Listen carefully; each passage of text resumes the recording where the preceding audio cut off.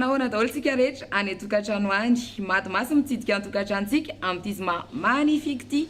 2020 mady reporter atsika tamin'ity saison 2 ty efa nijerentsika tamin'ny latsinainy fito voalohany tamin'ny larobia fito faharoa ary hojerentsika androany ny ambiny reto ary ny anaran'ny zareo Mirado Andriamamory avy any faritra Bonglava Safidy Tahiny Miary avy any Haute Matsiatra Tovy Mozika avy any Loatra Mangoro Ridel Zara Randrenatoandro avy any faritra Sofia Sara Raina Syndicat avy any Vadivavy Fito Vinany Nicolas Rafety Arson avy any faritra Atsinanana ary Leonard Jomotakely avy any faritra Vakinakaratra ary avy hatrany ary mombamomba ny zareo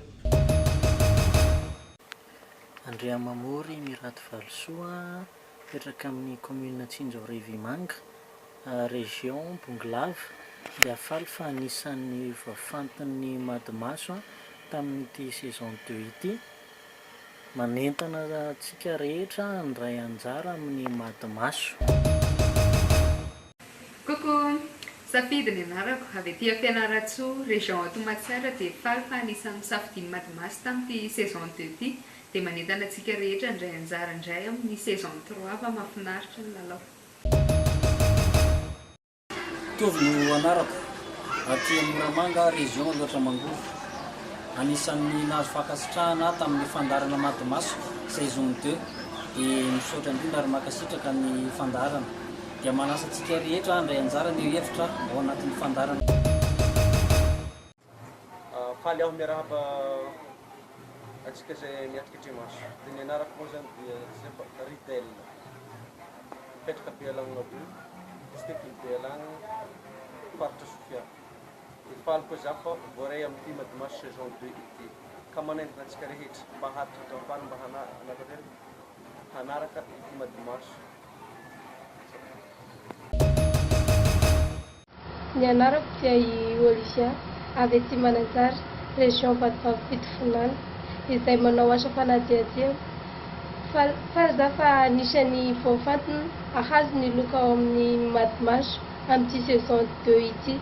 tena faly be za fa merci Madimaso manantena antsika rehetra erako madame mba handray anjara daholo e.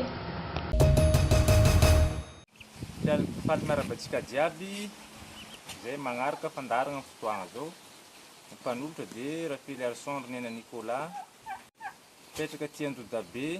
Folo Pointy Tamatavy D agnisan'ny voafidin'ny Madimaso amin'izao saison D ity solotegna ny faritra Antsinanana dia magnome fisaorana lehibe indrindra ho an'ny Madimaso ny tenako amin'ny fifidian'ny anazy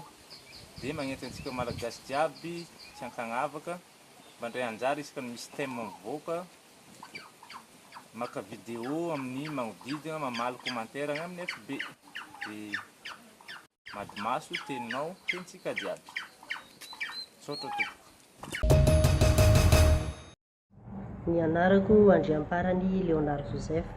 izay mitondra ny pseudo Leonard Jomotakely Andriamparany ao anatin'ny tambazotra tserasera Facebook avy aty amin'ny faritra Vakinakaratra ary mipetraka ao amin'ny commune Ambonivohitra Antsirabe Fokotany Antanambao. Faly dia faly ny tena koa Ranandria fa anisan'ireo voafidy tamin'ny besin'ny maro andray ny loka amin'ny fandarana Madimaso satria zavatra tsy nampozina mihitsy izy fa mba hoe nandray anjara fotsiny ihany dia atao le izy dia rehefa natao moa zany dia mba tafiditra tao anatin'ireo izay nandray loka ny fanentanana izay ho atao antsika rehetrarehetra dia ataovy fandaharana Madimaso na ianao amaly commentaire na ihany koa ianao andray anjara mivantana mihitsy izany hoe andefa vidéo any Madimaso dia entanina isika rehetrarehetra tsy dia tena hoe ilay andray loka loatra no tena tanjoko alohany raha ohatra ny anahy manokana fa mba hitondra ny feon'ny vahoaka izay manodidina ny aminareo izay zavatra izay mahazo azy ny fandarana Madimaso mantsy dia natao ho an'ny sarambabem-bahoaka mihitsy izany hoe mipaka any amin'ny fiainan'ny vahoaka ireo zavatra izay misy eo any amin'ny fokotany na aretina izany na ihany koa fahasalamana eo ihany koa ny resaka fahaizamiaina teo ihany koa izao ny resaka fiakaran'ny vidim-bary dia efa natao tao anatin'izao fandarana izao.